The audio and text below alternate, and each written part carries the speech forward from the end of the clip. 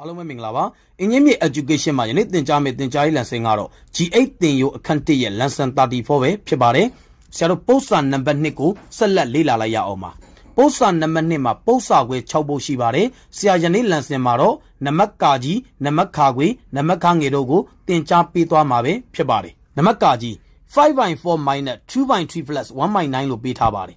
အပိုင်းကိန်းတွေကိုပေါင်းသည်ဖြစ်စေနှုတ်သည်ဖြစ်စေပိုင်းကြည်တူမှပေါင်းလို့နှုတ်လို့ရတာပါထို့ကြောင့်ဆရာတို့ဘုံပိုင်းကြီး36ထားပါမယ်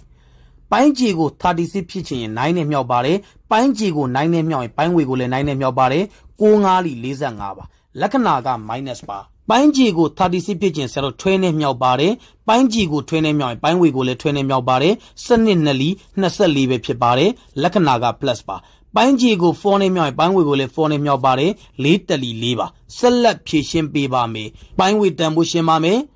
လက္ခဏာတူရင်ပေါင်းပါမယ်တူတဲ့လက္ခဏာတက်ပါတယ်45 4ပေါင်းရင်ဆရာတို့49ပါ49နဲ့ကနေ24ကိုနှုတ်ပါမယ်94နှုတ်ရင်5ပါ42နှုတ်ရင်2ပဲဖြစ်ပါတယ် plus ကများသည့်အတွက် plus နဲ့ထွက်ပါမယ်ရရှိလာသောတန်ဖိုးသည်25/36ပဲဖြစ်ပါတယ်နံပါတ်ခါခွေ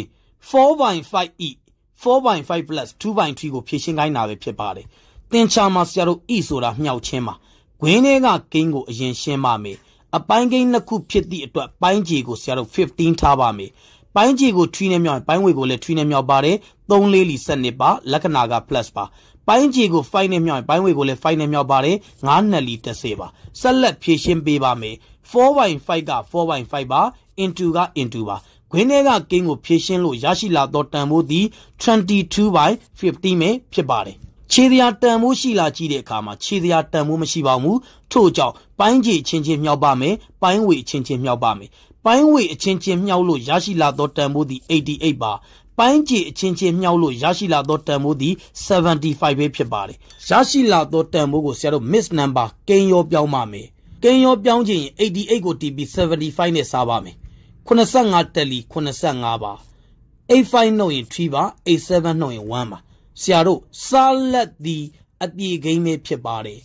အကျွင်းသည်ပိုင်းဝေတန်မိုးပါစားကိန်းသည်ပိုင်းကြီးတန်မိုးပဲဖြစ်ပါတယ်ရရှိလာသောကိန်းရောကိုပြောပါဆိုရင်130/75ပဲဖြစ်ပါတယ်နံပါတ်ကငယ် -7/15 plus 4/5 minus 1 2/3 လို့ပေးထားပါတယ်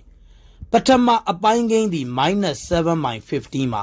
လက္ခဏာက plus ပါဒုတိယအပိုင်းကိန်းသည် 4/5 ပါလက္ခဏာက minus ပါကိန်းရောကိုတွေ့ရင်အပိုင်းကိန်းပြောင်းပါမယ်3တက်လီ3နှစ်ပေါင်းရင်5ပါရရှိလာသောတန်ဖိုးသည်5/3ပဲဖြစ်ပါတယ်အပိုင်းကိန်းတွေကိုပေါင်းသည်ဖြစ်စေနှုတ်သည်ဖြစ်စေပိုင်းကြီးတူမှပေါင်းလို့နှုတ်လို့ရတာပဲဖြစ်ပါတယ်ဘုံပိုင်းကြီးကိုဆရာတို့15ထားပါမယ်ပထမအပိုင်းကိန်းဒီပြောင်းလဲစရာမလိုသည့်အတွက် -7 မှာလက္ခဏာက plus ပါပိုင်းကြီးကို3နဲ့မြောက်ရင်ပိုင်းဝေကိုလည်း3နဲ့မြောက်ပါတယ်3 4လီ12လက္ခဏာက minus ပါပိုင်းကြီးကို5နဲ့မြောက်ရင်ပိုင်းဝေကိုလည်း5နဲ့မြောက်ပါတယ်9 5လီ25ပဲဖြစ်ပါတယ်-7နဲ့-25ပေါင်းလို့ရရှိလာသောတန်ဖိုးသည်-32ပဲဖြစ်ပါတယ်ဒါကိုဆရာတို့ကထွဲနှုတ်ပေးမှာပဲဖြစ်ပါတယ်2 ဆိုရင်0ပါ3 1နှုတ်ရင်2ပဲဖြစ်ပါတယ် minus ကများသည့်အတွက် minus နဲ့ထွက်ပါမယ်ရရှိလာသောတန်ဖိုးသည်-20/15ပဲဖြစ်ပါတယ်ဆရာတို့5နဲ့ကျင်းလို့ရပါတယ်9 4လီ20ပါ9 3လီ15ပါရရှိလာသောတန်ဖိုးသည်-4/3ပဲဖြစ်ပါတယ်ဒါကိုဆရာတို့ကိန်းရောပြောင်းပါမယ်လက္ခဏာက minus ပါ3တက်လီ3မှာအကျွင်းသည်1မှာပိုင်းကြီးသည်2ပဲဖြစ်ပါတယ်ရရှိလာသောကိန်းရောသည်-1 1/3ပဲဖြစ်ပါတယ်ယနေ့သင်ကြားပေးခဲ့တဲ့ပု္ပ္ပာနံပါတ်2ရဲ့နံပါတ်ကာကြီးနံပါတ်ခါခွေနံပါတ်ကငယ်တို့ရဲ့ရှင်းလင်းချက်ကိုနားလည်လိမ့်မယ်လို့ထင်ပါတယ်အားလုံးကိုကျေးဇူးတင်ပါတယ်ရှင်လန်းချမ်းမြေ့ကြပါစေဗျာ